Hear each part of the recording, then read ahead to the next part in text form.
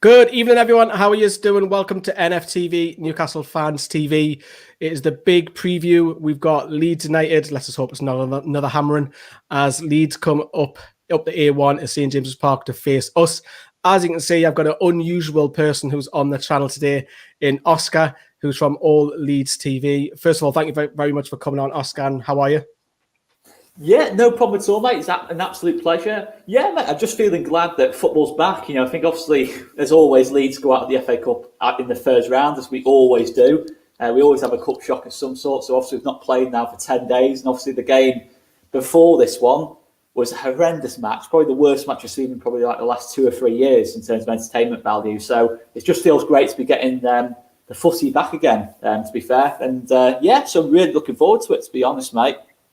Yeah, thanks for coming on. We've seen Carl, who was on All Leeds TV last night on their stream as well. So pop over, nearly an hour long, good chat, good debate as well. So go over and check out All Leeds TV. And if you are a Leeds fan, welcome to NFTV. And tonight's show, we're going to talk about both teams.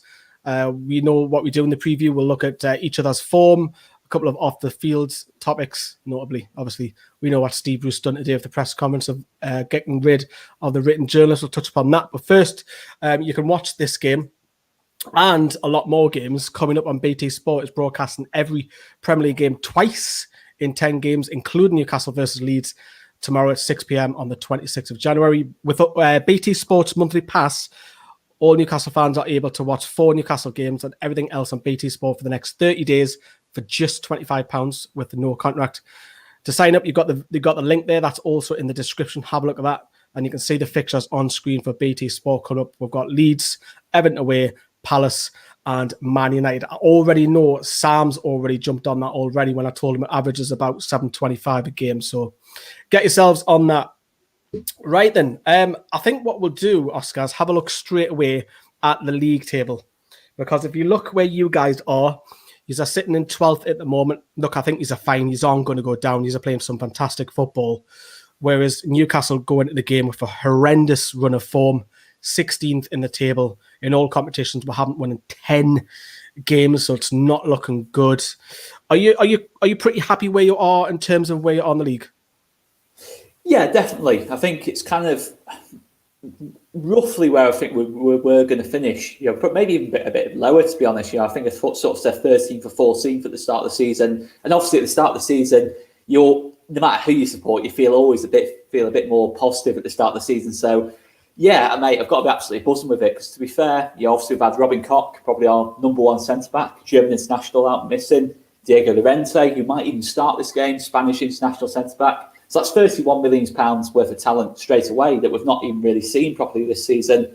We've had quite a few injuries, and that's what kind of always happens to us, obviously, with Bielsa's intense style of football. But what I would say is we're not just in that end of the table, because we've got a couple of lucky results. We've actually genuinely deserved to be where we are. Probably, to be honest, mate, and this will sound arrogant, I do actually think we probably deserve more points. I think we've been unlucky in some games, where we could have won and we only got a draw, or we could have got a draw and lost the game. It's happened a couple of times this season. But all in all, mate, I can't have too many complaints. The only slight disappointment is going out in the cup early because it's kind of just left us to seeing where we can finish in the league. But I'm not going to take anything for granted, mate. I think we know how tough this league is. I think pretty much any game for Leeds this season is going to be a 50-50. Other than, to be honest, this is probably one of the few games where I go into and think, in terms of the starting 11s, I think at this moment in time, there's not many players in that Newcastle team, and there's not many at all, if I'm being totally honest, who I'd take at this moment in time individually and put into our team. And that kind of sums up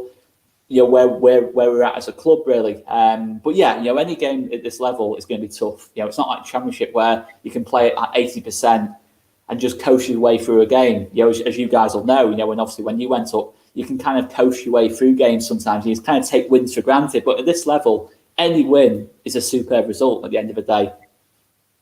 Yeah, you've already seen in the comments there's a lot of Bruce out already. We haven't even got on to Newcastle. You can see that Oscar will come on to Newcastle. I want to see what Oscar as a neutral thinks of the whole situation at the club. But talk to me about Bielsa. And the reason why I want to ask you about Bielsa, because I find it very similar how we had Benitez. And he's obviously a world-class manager. Bielsa's done fantastic stuff. I think he won the Olympics in Argentina, done some fantastic stuff for Bilbao. That's when I've really got a real good look at Atletico Bilbao, because they were only signing Basque region players, done some fantastic stuff there. Obviously, he's gone on across manage Europe as well. But when I look at Leeds, I think he gives that club hope. And that's what we lack now, where we had Benitez. And I shouldn't go back, but that's the nearest thing that we have is Leeds, massive, massive fan base, very similar to Newcastle, should be a lot pumping up higher up in the league. But obviously we know money's involved nowadays, and you can buy the league, so to speak. You can probably tell who I'm on about there, a couple of clubs in the Premier League. But that man there is a symbol when I look at you and think, for every Leeds fan, that man gives me hope. Tell me about Bielsa and how you love him and how he just ingrains the whole Leeds United fan base. I think it's a really good comparison, first of all, when Benitez and Bielsa, obviously incredible, really, that both managers, managed in the Championship, really, and, stayed, and knew both teams were going to be in the Championship and still took the jobs on in that sense. That's quite amazing. It says a lot about both men, really. And yeah, Bielsa, I mean, it's not just, for me, it's the results are probably the least the least reason why I absolutely love Bielsa. I think it's everything he stands for. He's given this club standards again. I've had 16, 17 years of division, basically, not liking managers, not liking players, not liking owners, pretty much anything. There was not much to like over the last sort of 16 years prior to Bielsa about the football club, to be honest. We had the odds good season, the odds good manager, but for the majority of the time, he was pretty woeful, to be honest. And it was kind of a similar thing for Newcastle, really. And there was no real hope, absolutely no hope. But as soon as Bielsa came to the club, everything changed, pretty quickly. Even before the ball was kicked, the whole feel of the club was different. The players that were coming through the door were different kind of calibre of signings. Everything felt a lot more professional. Everything about the club, there was standards there again. It felt like a family club again. It felt like a community club again. Everyone was brought closer together. And Bielsa was that man. Bielsa was the man who was the catalyst behind it all. And obviously the style of football is just incredible. In my time of supporting Leeds, I've not seen a better style of football, more entertaining and more engaging kind of brand of football in terms of the pace we play at.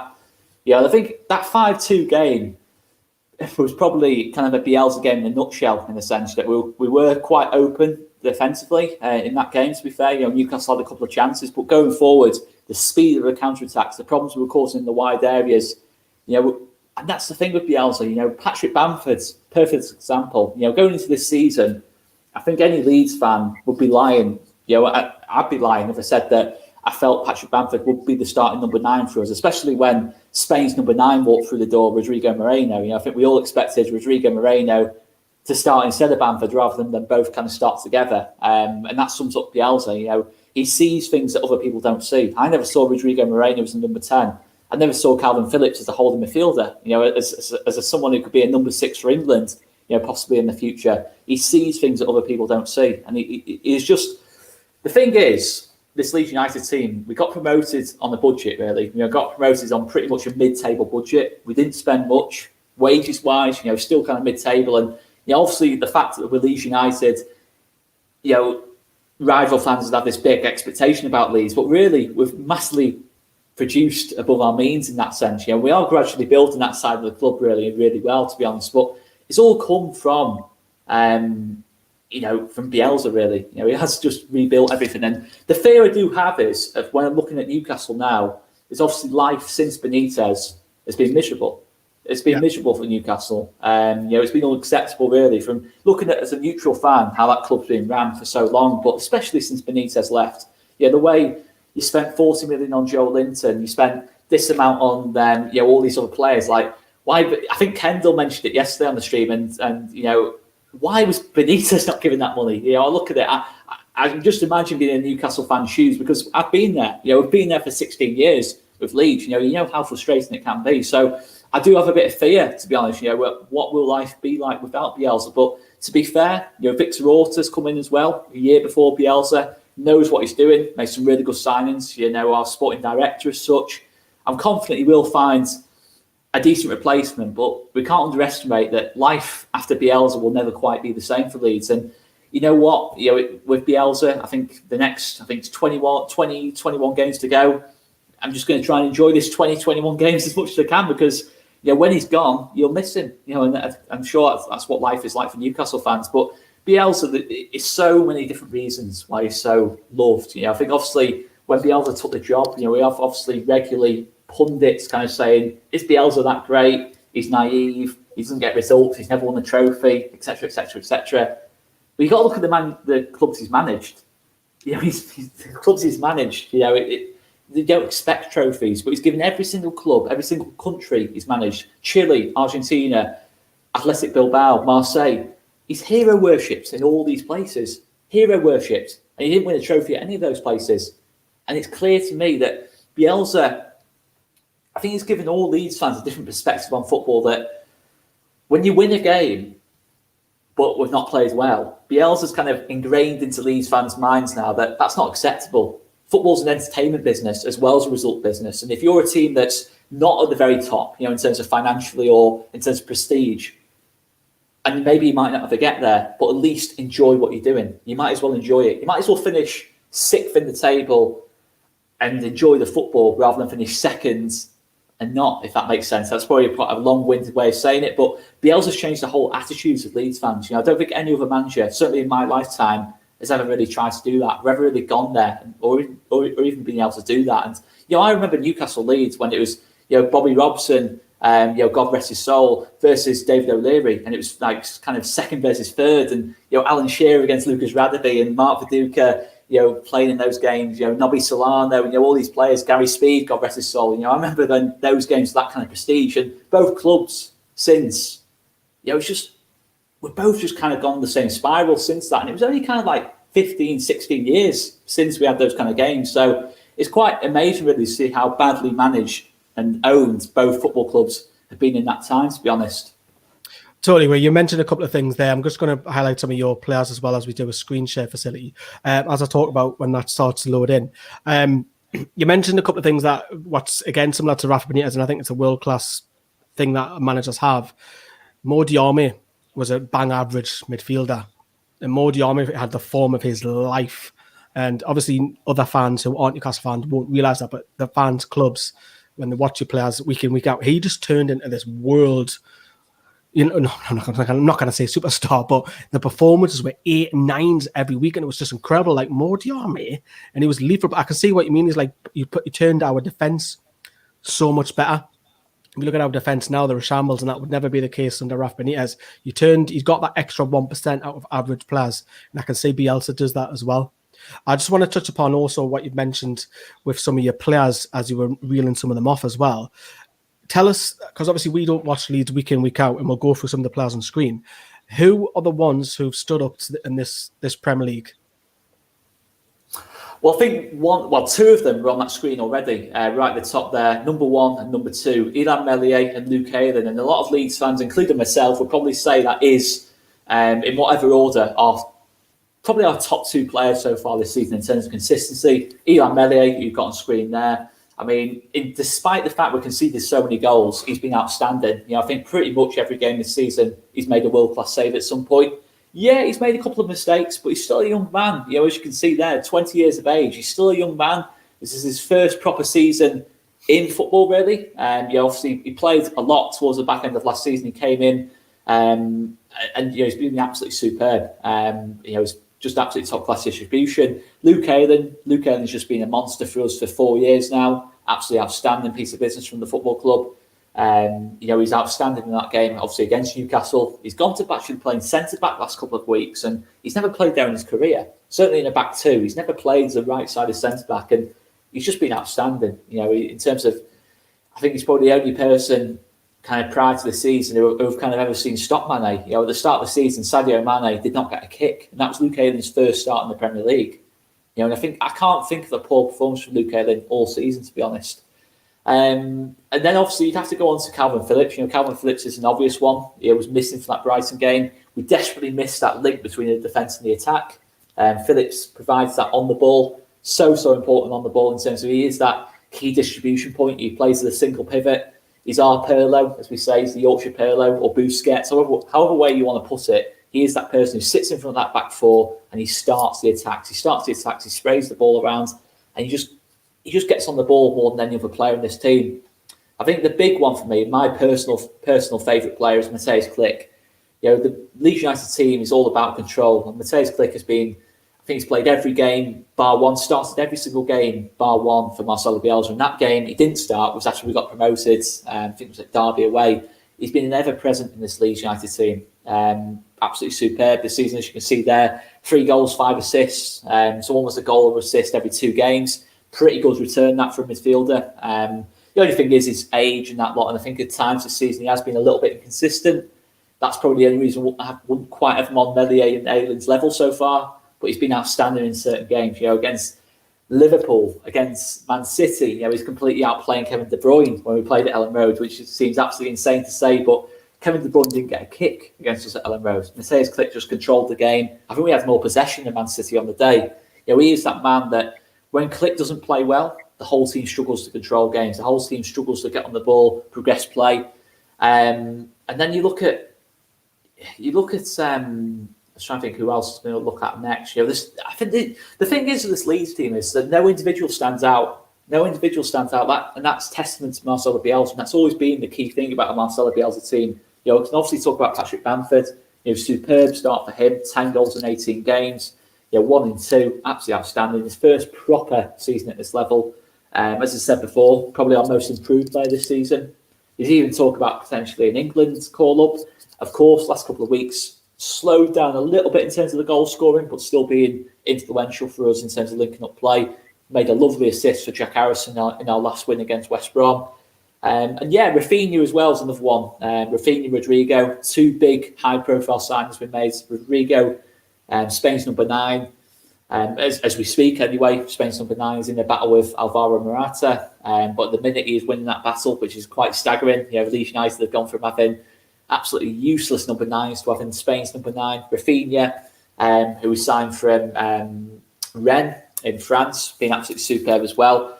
And that's the thing, I think they've all done a job at spells this season. There's no one in that team, and certainly in that starting 11, who is called a passenger, and that's the big thing for us. And I look at this Leeds team, and there's been a few games, Tottenham away, Manchester United away, Leicester at home, where we've got absolutely battered. We've got absolutely battered in the game. But if we stick with Bielsa, we've given the backing, which I'm sure we will do. It's just all about, will Bielsa still be here next season? That's the only concern I slightly have. Will Bielsa have another season at Leeds, or will he look for an international manager's job? Will he look for the Argentina national team job? Will he look for a job elsewhere, or will he take a bit of a sabbatical? Because Bielsa, at the end of his season, will have done 3 seasons at Leeds. He's never done more. He's never got anywhere near to doing as many seasons as that for a club team. So, it's absolutely insane, really. I still wake up every day and thinking, Marcelo Bielsa manages this football club.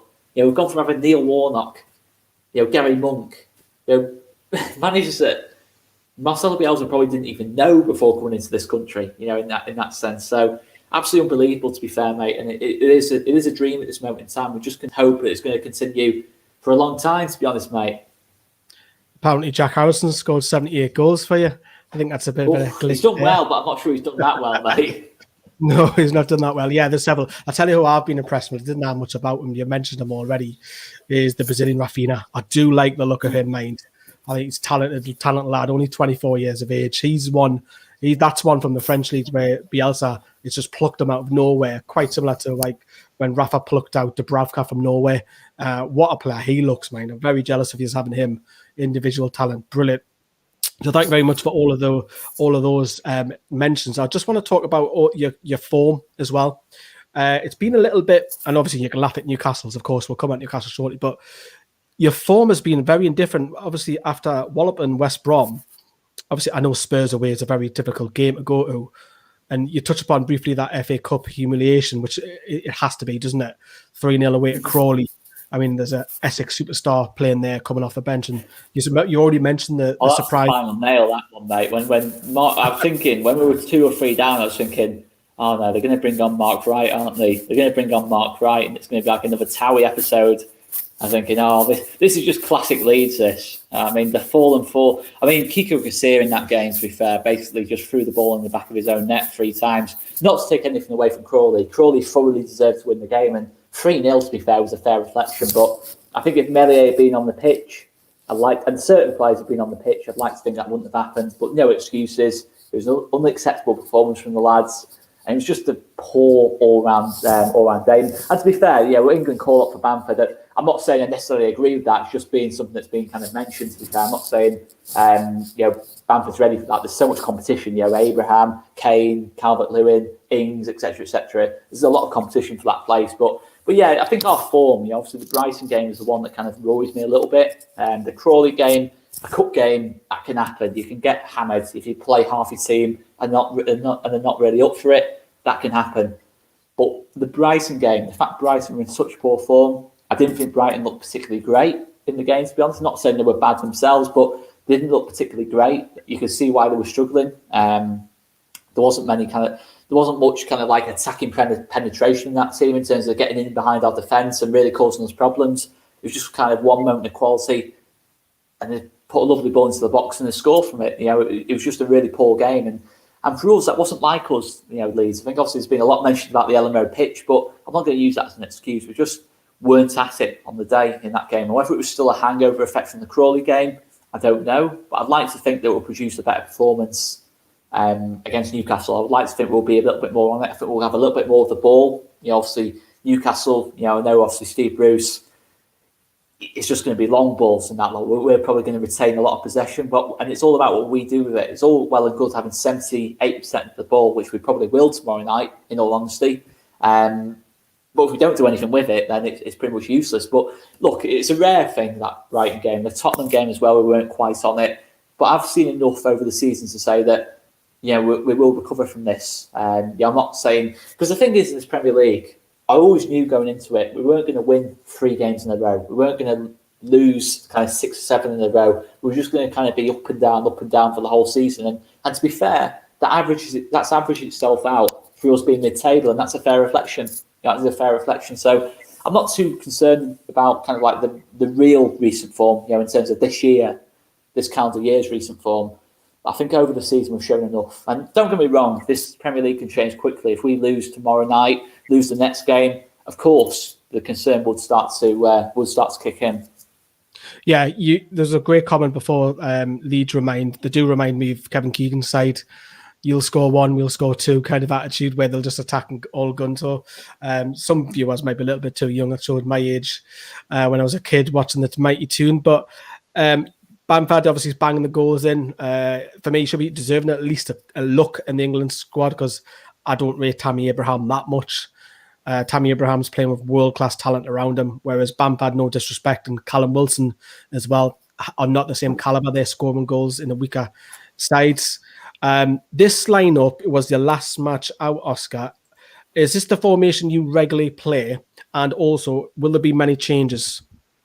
Yeah, I mean, we tend to play a 4-1-4-1 system. But what Bielsa does is he reacts a lot to what the opposition do. So if you're playing 2 strikers, we will change to a back 3. And the likelihood is, from what I've seen, is he will go with 2 strikers up top. I think, I don't know if I'm right in saying that, mate, probably Joe Linton or Carroll and Wilson up top, maybe. You call them strikers, but they're probably midfielders.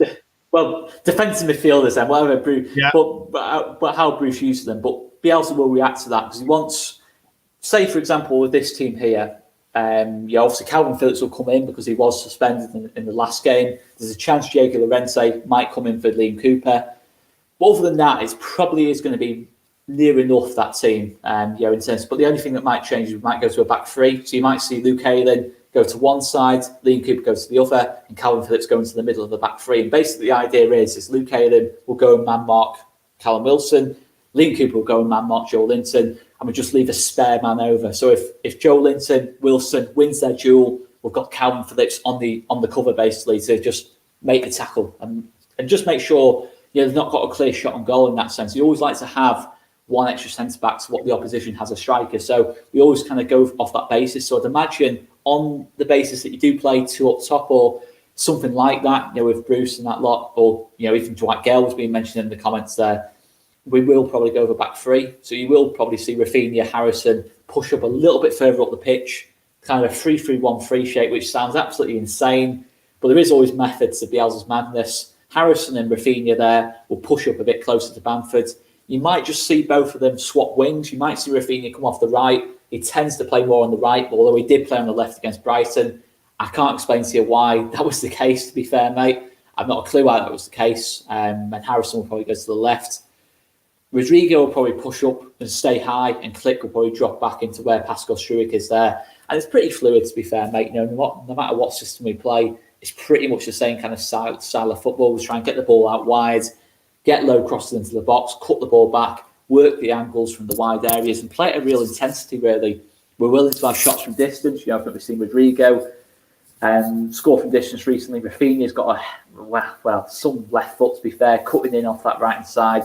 And there's a massive goal threat in those kind of situations. So, yeah, I think that will pretty... the only other obvious one is Kassir will come out for Ilan Meslier, who had coronavirus up until last week. So hopefully he will be fit to come back into the team. So that's pretty much what I'm kind of expecting, to be fair, mate. Right, let's talk a little bit how we can hurt you. Where your weaknesses? I think your goalkeeper, if Kassir plays, because he looks a little bit erratic. Oh, mate, if Kassir plays, I've got no confidence of us getting a point if Kassir plays. I can't sum up in words. I mean, your thoughts on Bruce, your opinion on Bruce is probably about the same as my opinion on Kassir. It cannot be any lower. Just needs to leave the club, to be honest, mate. And if Kassir starts the game, mate, you basically almost got 2 goals straight away, to be honest. And I mean, totally honest. Wow. He used to be a Real Madrid goalkeeper, which is mental. I also feel, do you agree in the terms that if we can hurt you, is when you're chucking too many bodies forward? Because now we've got Fraser back. Now we've got Alan Saint-Maximin back. Is that something where we need to exploit if we are going to hurt you? Yeah, I think, to be fair, last couple of games we've improved on that. I think against Brighton, what we did in that Brighton game was we started poorly. We got to the second half and we started to really get on top in the game in the second half. But Bielsa made a lot of attacking substitutions. Pablo Hernandez came on, Tyler Roberts came on. We also had like 2 number 10s on the pitch, and we were really going for it at that point. And I was saying to my dad at the time that this will be 2-0. We'll get caught on the counter, pushing too many men forward. But we have improved on that side of our game. I think at the start of the season, we were just basically easy to counter-attack against. We pushed both fullbacks high, not just one fullback high, both fullbacks high. The wingers in behind us, didn't have many men behind the ball when it kind of turned over. And it's probably, I still think there's a risk, in terms of the pace you've got in Saint-Maximin, possibly Ryan Fraser, 1v1, could cause us problems out wide. But I think the 2 big ones for me is set pieces. Set pieces straight away stands out. Jamal Lascelles, Cher, I was going to see, and Kieran Clark actually scored against us in the last game. So definitely set pieces. I think he had another really good chance on the set piece in that 5-2. I think obviously the other big thing is getting control in the game. Last couple of games we've not been able to control as well as we normally would do. I think in that 5-2 game we controlled it really well. We had a lot of the ball in dangerous areas. Klich was getting on the ball, dictating play, and really pushing you back in that sense, and really keeping you back. And really, he struggles to get out at that point. I know in the end we got the win quite comfortably, but we made hard work of that one in that sense. And I think we gave a lot of hope to teams to counter-attack us, because the game after that one, we got absolutely battered by Man United, and it was just counter-attack after counter-attack after counter-attack. So, yeah, I think the big thing is set pieces. And I think the second big thing is if you can get control in the game and kind of expose, it's not expose so much, but get on the ball in dangerous areas and kind of force us to kind of get in behind our press to an extent, because the thing is, this Leeds team, it's been so long since we played, you kind of try and remember that Brighton game is kind of like just a very bad memory kind of thing. And I think we are trying to evolve as a team. I think we're trying to be a little bit more solid, still playing beautiful football, but maybe be a little bit less. I think we're a little bit less press heavy. I think it has dropped off a little bit last couple of weeks in terms of, start of the season, that Newcastle games, I'm sure you'll say, in that 5-2, we were pressing so high in that game. So much energy went into that game. And I think the last couple of games, since the Man United one mainly, I think we had dropped off a little bit in the press. We still looked to press, but maybe not quite to the same extent. So I'd like to think it's a bit more difficult to get at us in open play, but we're still there to be got at. I think at the end of the day, a lot of these defenders were playing for us in the Championship, so it's still going to be opportunities there, for Newcastle. So, it won't surprise me if there's goals in this game, especially if we don't score first. If we don't score first, and we have to go out and chase it a lot more, fly both fullbacks forward, make attacking substitutions, I think it does become a game that could have goals in it, to be fair. And But yeah, I think in the way Newcastle play, I think we're obviously in the air. We've not got a lot of height in the team with Robin Koch out. So if Joe Linton or Carroll play, this might be one of the few games where they actually become a lot more useful. I think obviously both players, rightly so, are criticised, especially Joe Linton. But this might be a game where you see Joe Linton win a couple of flick-ons. And I think it's all about the start of the game. If we score early, I do feel good about it. But if we can see first, I think it becomes very complicated for us, to be honest. Just hope Joe Linton doesn't start because he was rested last game out. There is a couple of injuries for Newcastle. Fernandes, I don't think it's going to make it. I think it's going to be the same back two, which will probably be Shea and Lascelles. I don't know if Lascelles is making. I think Lascelles should be all right. I cannot see Andy Carroll playing again twice within a few games. Bruce has already said that Alan Saint-Maximin won't start, so Leeds fans will be happy to hear that because he is a threat. When you think of Newcastle, Oscar, you said earlier on the top of the show, not many Newcastle players would get in the lead side. But if you look at Newcastle's squad, who would you say and think, no, I wouldn't mind him. I wouldn't mind him. He'll be good on the bench. He'll good start. We need to fix our left back. We need to fix our right back, whatever it may be. When you look at Newcastle squad, who would you pinch? I think both of your wingers. Well, to be fair, I think as Kendall said yesterday, you don't actually play two wings at the same time under Bruce. I think because you have Jeff Hendrick playing on the right. Why you'd have Jeff Hendrick playing on the right ahead of Alan Saint-Maximin, I do not know. But I think Saint-Maximin and Ryan Fraser, I'd probably definitely take. I think John Joe Shelby. I think definitely John Joe Shelby's a player that, with Mateus Klick, we're so reliant on Mateus Klick, probably could take. Maybe not necessarily starting games, but someone who could definitely have an impact in this Leeds team. I like Jamal Lascelles, to be honest. I think he brings good leadership. Maybe not always consistency, but I do like what he brings to a team, in terms of height. He's one of those players, I think he radiates a bit of confidence of those players around him in terms of leadership and just whole presence and that lot. Carl Darlow, I really like Carl Darlow, I've got to say. I think, to be honest, I think Carl Darlow, if he doesn't get in the England squad, not necessarily start for England, I think it's a disgrace, to be honest. It clearly shows to me that Gareth Southgate, I don't know, if he doesn't have Carl Darlow in the squad, I'm asking big questions, to be honest, because he's been outstanding this season.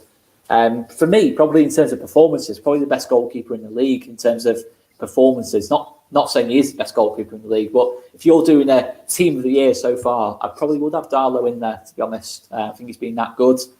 Oscar, please take Joe Linton, the scene in the comments there. But no, to be fair, I think Callum Wilson's got to be one as well. You can't not take Callum Wilson. He's been absolutely superb so far for you, considering how few chances you do create under Bruce. He's got a good goal scoring record, hasn't he, so far? Just need to keep him fit. So yeah, I think that's probably two or three straight away. Yedlin, I think, is a decent player. I'm not sure I'd have him starting for us though. I think obviously, we have. I do prefer Luke Ayling at right back to Yedlin, but yeah, I think other than that, there won't be anyone who's kind of jumping out at me. Almiron is a player who I think on this day could cause us a lot of problems tomorrow, but it's just a bit too inconsistent for my liking, to be honest. Ryan Fraser? Yeah, as I said before, I think both wingers, for me, Saint-Maximin and Ryan Fraser, both your out and out wingers, I'd definitely take. I think Ryan Fraser, I think Bournemouth were doomed. As soon as Ryan Fraser decided that he wasn't going to play again, Bournemouth just never looked like surviving after that point. And they probably would have stayed, they'd definitely have stayed up if they had Ryan Fraser in the team. Because what I like about Ryan Fraser is he gets you out. If you're in a bit of trouble, you're pinned in your own kind of area in that lot, and you're trying to launch a counter-attack or relieve a bit of pressure. Ryan Fraser's so good at doing that. He runs in behind, he's direct, he can carry the ball, can get the odd goal. Yeah, you can question sometimes consistency in that lot, but that's the nature of any player outside the top six, the nature of them. And yeah, I would take Ryan Fraser, to be fair. I would take Jack House in the comment. I would take Bielsa. I think every Newcastle fan would take Bielsa. Yeah. We'll swap even championship managers for Bruce just to get him out. But we'll talk about Newcastle in a minute. You mentioned a few players there, which is great. Thank you very much for that, Oscar. I just want to come on to how we line up, because we have been playing predominantly 5 at the back more of late, especially with our winning form of not picking up any wins in the last 10 games, which is atrocious. Not just that, you've probably seen Newcastle play the odd time on TV. What do you make of? We'll come on to the off the field stuff in a moment. But what do you make of Newcastle on the pitch at the moment? Does this look aside? I know the points tally keeps us 7 points off the relegation zone, happy away from it at the time being. But does this look aside look doomed to you? I think because the thing is, I look at that team and I don't think that's anywhere near your best team. If I'm looking at it logically, I think you've got one outlet on the whole pitch in terms of Wilson. If you can't get the ball into Wilson, I don't see how you get up the pitch, to be honest. Carroll's not going to get you up the pitch. None of the midfield's kind of really going to get you up the pitch either. Maybe Almiron on his day, but there's not really anything there where you kind of think can get you up the pitch. So for me, if you do make the decision quickly, I think obviously Steve Bruce, I think he looks doomed no matter what the result is tomorrow. If he did win the game, which he could, I'm not going to be naive enough to say that Newcastle can't win the game tomorrow. There's absolutely a Newcastle in that game tomorrow because we're inconsistent as well. But I look at it and think, I look at that team there that you put up. Bit more balance, that team.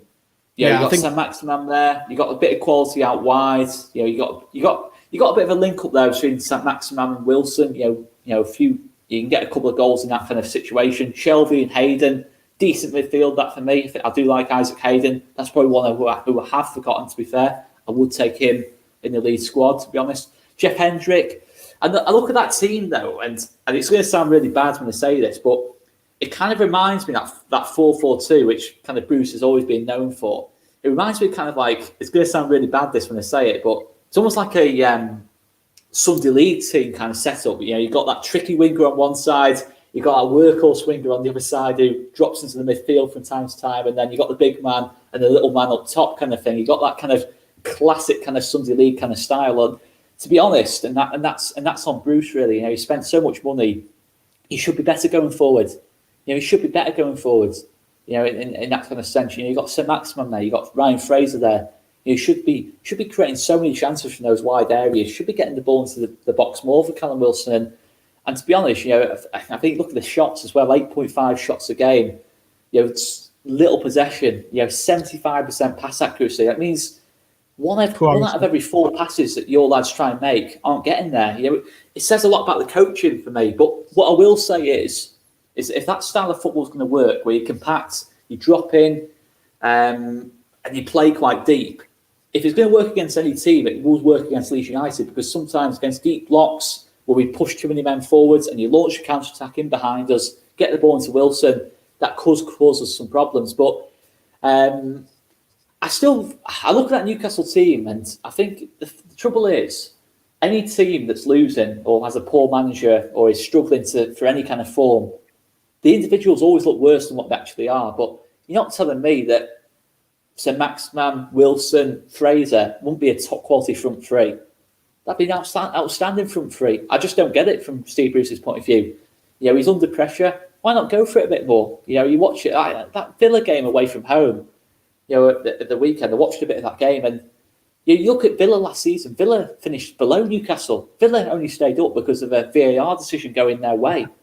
You look at the progress they've made, but they go about it the right way in a sense. They try and be more progressive. They try and get the most out of the attacking players, because what's the point of spending 40, 50, 60 million on attacking talent if you're not going to try and play an attacking brand of football? I don't get it from Steve Bruce's point of view, and that would be frustrating if I'm a Newcastle fan. But if that system's going to work against any team, Leeds is probably one of the teams you want to try and use it against. In terms of the height, Joe Linton, Carroll, up against one of our centre backs, they're probably 9 times out of 10 going to win the header. And if you give Wilson a chance, he scores, he puts it in the back of the net. So I'm not going to get too carried away, mate. Even if I do think tactically, Bruce, there's a lot of holes in kind of his kind of philosophy, but there's still a lot of quality in that Newcastle team that off the bench, starting, could cause us the odd problem, to be honest. You're getting a lot of love, Oscar, in the comments about it, because they're loving the fact that you. I didn't need to be offended, about the Sunday League thing, but no, they're loving it. It's not good enough for Newcastle. They're loving it because you're saying the right stuff, and he's tactically inept. And I've had a few kickoffs, and obviously I've been quoted in the local paper today about it and stuff like that. The performances are really, really shocking. For me, they look doomed. I think Newcastle are lucky. There is a couple of worse teams than them at the moment. We've got a nice little gap. I still think it is a gap of 7 points, but I'm really, really nervous because the form is really poor. I just want to touch upon a couple of off-the-field stuff as well with you. Obviously, Steve Bruce, you may not have known this, but what is happening is Graham Jones, you've probably not heard of him. He's a coach at Bournemouth who's due to come in and try and help Steve Bruce. We don't know much about him. He's a local lad. He's a Geordie, though. But it's a sign. Yeah, did he manage Luton? He did, yeah. He struggled at Luton. Yeah, I remember Graham Jones, to be fair, yeah. It was a Belgian one. He's going to come in, and we've actually now brought in the head of youth development into the first team to try and help Bruce. Is that a sign for you that the club know he's struggling, but they're still trying to back him? I think so, yeah. I think it is in a way. But what I don't get about that is if you bring in someone in youth development, and Bruce has never been, well, as far as I'm aware, I might be wrong on this. I do apologise if I'm wrong on this, but he's never really given any of the academy lads chances, as far as I'm aware. So I don't really get that one in that kind of sense. If Graham Jones is coming in, but yeah, I think it does suggest that, and it's always a bad sign that for me. When you have that, in terms of from Bruce's point of view, that when you have got other coaches coming in, it suggests that they don't trust you to do your job. Or if they sack your assistant manager, which you sometimes do see, it suggests to me that it is nearing the end for Bruce. But the thing is with Leeds United is we always find a way to help teams that are struggling at some point. I think Wigan last season, 2 seasons on the run, hadn't won away from home for pretty much 18 months. They beat us twice away from home. And I think they had 3 shots combined in both games, to be fair. And I'm not having a go at Wigan, but it's just what we're like. I know exactly what we're like. We did it against Brighton, 10 days ago. Haven't won in 15 games, I think it was.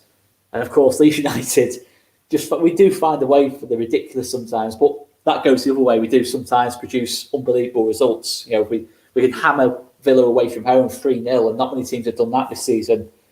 Outplay Man City, for large spells of the game at home. And we know Man City, for me, are the best team in this league. That is just what this Leeds team's like. So I honestly think sometimes I don't know what I'm going to get from this Leeds team, but I'm happy with that because that's what it's going to be like for us. We're a newly promoted team. It's not going to be consistently good week in, week out. You knew that under Rafa. As good as things were under Rafa, it wasn't always good week in, week out. You did have to have a bit of pain along the way, but he did. The whole journey was right in that sense. You knew where you were kind of headed with Rafa, And the thing is, to be fair, as I said yesterday on the stream, under Rafa Benitez, Newcastle weren't a fantastic footballing side, but they did have a clear identity about them. Solid defensively, workhorse in the midfield, bit of creativity at the top end of the pitch. He got the absolute maximum from the team he had. And to be fair, if you gave Rafa Benitez, saint-Maximin, Fraser, Wilson, he'd get you top half. He'd got you top half in that spell. So I cannot, I'm saying this as a Leeds, I'm actually frustrated for you guys that I cannot understand from Mike Ashley's point of view. The money on offer if you finish in Europe, get Europa League, and he's willing to give Steve Bruce that money. You think you got Rafa Benitez, one of the best managers, probably, for me, one of the top 5 managers of kind of like the last sort of 10, 15 years in terms of achievements. It's absolutely crazy for me. It's absolutely crazy. And you just hope that if Bruce is sacked, the only thing I say is, would you trust Mike Ashley to find that suitable replacement? I'm not sure I would, to be honest. Yeah, there's a great comment coming there. Maybe Jones has been brought in to help Bruce, but also it's maybe a bit of threat to Steve Bruce, which sometimes that might give him a kick up the arse. I don't think it will, personally, because you're right. The identity with Rafa had a plan. He gave us hope, a bit like Bielsa. Obviously, Bielsa plays fantastic football, but Rafa didn't. But what he had is a plan, and you were confident going into the game. Whereas Bruce, you're already waving the white flag, even when you've gone across the white line. You see 10 parked behind parking the bus. It's not great, and it's negativity. And you might not have seen this, but there's obviously protests already outside the ground as well. Flags are being raised, acting late, seal your fate. Basically, relegation. He's got the 2 years that we were relegated there, 2009, 2016, question mark 2021. Of course, all the stats this season were 20 to possession, 19 shots on target, passes completed 18. There was another one. It's starting to turn, Oscar, quite hostile. It's getting a bit toxic now, where we've seen a lot of the national media now start picking up and criticising Bruce because we haven't had it since his tenure, and we've been wanting that. And now the Chronicle. And I mentioned to you just off camera that the written press were banned today. They were not allowed in because they asked the harder questions off camera. And it was only the TV companies, your BBC, your Skies, your international one, and I think it was BT Sport in there. There was only 4 of them, and Keith Downey tried to press him with a question all about what do you take about the criticism, and he literally shuts Keith Downey down. He's biting at press conferences, he's biting at comments. Do you see now this is only going to end one way for Steve Bruce, whatever happens for the rest of the season, whether Newcastle stay up, margins stay up, or may go down? Is this now the start of the end for Steve Bruce? I think so. I think when you play, the thing is, what I might have sounded a bit bad when I say about the Sunday League, but it's okay playing that style of football. You've got a big man, little man strike partnership. You play quite deep. You can patch. You sit 10 men behind the ball, as you were saying. That's absolutely fine if you win games or you look like you can win games playing that way.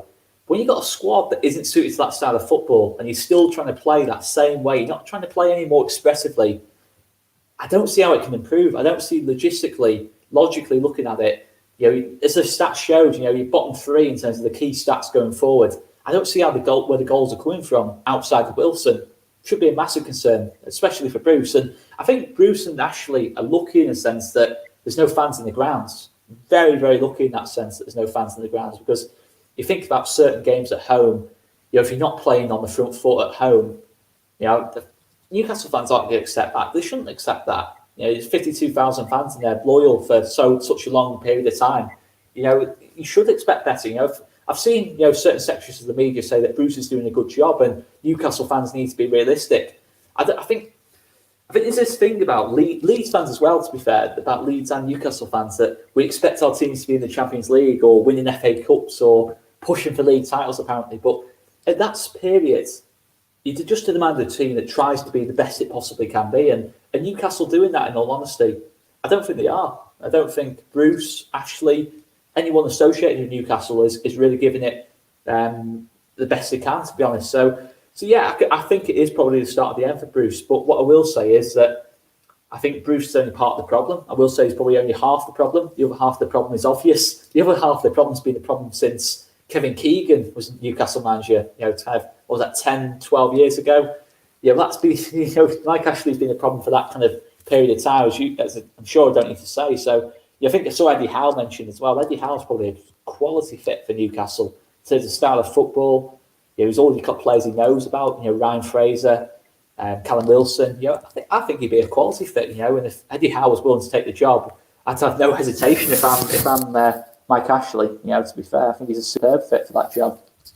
Oscar, I don't want to keep embarrassing you, but you are getting some love tonight. Everyone's loving you, talking sense. Give this guy the manager's job. I like Newcastle though. I do honestly. I do like Newcastle as a club. I do think you get a lot of disrespect, and I just gutted for you guys that I know what it's like having such a poor owner. I've had Massimo Cellino, Ken Bates, GFH. We've had so many poor owners, and when you've got no hope, and you've got managers that just don't care. If it's not managers, sorry, owners who just don't care. If your fans are protesting and that lot. I know Ashley actually is trying to sell the club. I do genuinely think he is trying to sell the club from what I've read anyway. But it's just not good enough, is it? Really, it's just not good enough. And the thing is, if Newcastle went down, from Ashley's point of view, that kind of halves the value, thirds kind of your value if you're in the Championship. At the end of the day, it makes it a lot more difficult. And that's the thing. I think it was cruel in terms of like the false hope that was given. I didn't think it was realistic. When I saw the kind of mentions about Pochettino and that lot way back in kind of like last summer, but it was harsh the way that happened. To be fair, and yeah, I just hope on and off the pitch, you get back to because I missed when it was Newcastle Leeds and it was two teams kind of pushing for the Champions League. I miss those kind of days. To be fair, but it's the way it is sometimes, unfortunately. I've got to get a cheeky one in there and say Alan Shearer misses you as well because he loved a goal against you. Yeah, he did. To be fair, I was back in them days. Him and Shearer up top caused us so many problems. I always remember that 4-3 Salon on the last minute against us at Ellen Road. Bobby Danson, great memories and great memories for Leeds. Although you got beat that day, just shame what happened. Good games, good. Was games. I wanted to talk about before we get some score predictions in a second is just another thing off the topic is that the takeover is still legal cases going against the Premier League. Have you ever heard something like this ever in football where a Premier League club or any club in general is taking the governing body to court, or, well, I say court, arbitration, about a takeover that hasn't gone through, where the club feel that the potential owners have passed everything that they can, and they're now fighting against the Premier League. It's unheard of, isn't it? Yeah, I mean, obviously some of the takeovers you've seen the Premier League let go through. I think obviously West Ham, all the way a couple of years back, was it the Icelandic owners and that lot? They got Tevez and Mascherano, and it was all never quite seemed right. I think they let obviously Blackburn with the Benkeys and that lot. They let that one go through. Portsmouth, obviously Portsmouth have just gone flying through the leagues when they let them overspend. So I don't really get it. I don't really get why it's happened. I'm not going to pretend to be an expert on it, but certainly not something I've ever seen, not just in English football, but in football in general. I've never really seen when the owners have passed the test that this situation's happened. But I don't know. I've seen bits mentioned about obviously the human rights records and stuff like that, but I don't really. Is that look? I'm not. By no means am I defending that. I'm just saying, was that part of it? I don't know. It just seemed a bit strange, to be honest. In terms of the reasons kind of given and that lot, it just seems very, very much a grey area in terms of why exactly it's not gone through. No, we're in the same boat now. It's like the deflation of. And that's worse, isn't it? It's nothing worse than the unknown. Well, we had Bruce appointed, and then we thought, okay, 12 months later he's going to go. We're going to have a takeover, and it's been suffocating. It's been very, very. I think we're fed up now. We went through the anger, and some fans in the shouldn't. I'm not one of them, but some fans are waiting on the takeover that it might give them a bit of hope. I think it's gone now. Personally, I think we'll have to wait for another one to come in. It's a shame because Newcastle, big fan base, and it's not just you look at across the northeast, and not just that. Look at the north. Look at the Yorkshire clubs, and remember Sheffield Wednesday were huge in the Premier League. I know they're a rival of yours, but you've looked now just the north and the northeast. The northwest is doing fine. All the clubs are struggling. There's not many. There's only Leeds. Sheffield United look like they're going down. So there's only going to be Leeds and Newcastle from the Yorkshire, all the way up to the northeast, up until the Scottish borders on the right hand side of the boat on the country. But it is a real shame what's happening up and down the country. But we'll talk about predictions next. I'll go first because you're going to be positive, I feel, for your own team. I'm going to be negative because I'm going to be Mr. Neg. I actually feel that I don't feel that we'll get beat. I don't think we'll win it, but I think the law of averages, there'll be some sort of result somewhere. It can't keep running. And I think we could scrape, and I think I'm going to go a 1-1. And I think I don't think we'll play well. I think usual boss, like you say, possession, a lot of chances. You probably have more than double, but I think I've got to be bit more positive. 1-1. Is that negative as a positive? I don't know. Newcastle fans, let us know. Tell me about your prediction for Leeds. Well, I think just from a Newcastle point of view, I think you just need to stop the rot. I think if you get any kind of, obviously, you're logically looking at it, and you're the promoted club, you'd be looking to win the game. But any kind of result, it's got to be better than what kind of been doing the last couple of weeks and that lot. But for me, I think if we score in the first half, hopefully, I think it's a game that could open up for us a little bit, and we could hopefully, because we know what Bruce is going to do. It's getting that first goal for us, getting the opening goal in the game. If it is 0-0 early on, unless you guys score, that's going to be the difficult bit. It's breaking you down initially, because obviously in that game at Ellen Rose, you scored first in that game, to be fair, and we only actually scored. I think Rodrigo header off the bar and Bamford taps it in. It was kind of a little bit lucky from our point of view. I'm not saying we didn't deserve it, but it was a little bit lucky, the actual goal itself. So getting the goal might be a bit difficult, because to be fair, Stubborn can soak up a bit of pressure. Maybe not so much at the moment, but as I said, against Leeds, you never know what's going to happen. But I'm going to go 3-1. I think you will score. I think obviously from a set piece, I don't think we're good enough on set pieces. I think obviously the height differences, in terms of when you're playing long balls into the box or balls into the box, etc. And you've got options off the bench. Obviously, saint-maximin off the bench. So I will go 3-1. And I think it'll be a decent enough game, because I don't think either team's particularly good defensively, to be honest. So I can see it from that point of view being a decent match, to be honest. I think Callum Wilson will probably get on the score sheet against us. He does, as far as we can remember, he does have a decent goal scoring record against us, to be fair. Looking at all the comments, I think there's only been 2 people who predicted Newcastle win out of about 20 there. So that goes to show you how confident we are. I got a little bit of stick there saying low of averages. Hey, what else have I got to go with? We're playing crap. It's part of the bus. I've got to try and look at something positive to get out of it. But yeah, I've seen some crazy ones like 4-0. Newcastle fans, I think you're going to win. And it just goes to show you the confidence and desperate laugh there from main low averages and stuff. It goes to show you the mindset of the form. And it's not just that. I think also if Newcastle win, we don't win pretty either. That'll not change the stance of Steve Bruce. So even if we were to nick a 1-0 or a 2-1, whatever, it's not going to change. We will play ugly. We will park the bus. We will try and leave it to Almiron, Saint-Maximin, if he comes off the bench, Fraser to try and get up the pitch because the ball carriers. And apart from that, it's going to be literally 10 men behind the ball and play on the counter, unfortunately. And I'm going to be positive, but negative at the same time, the way we play 1-1.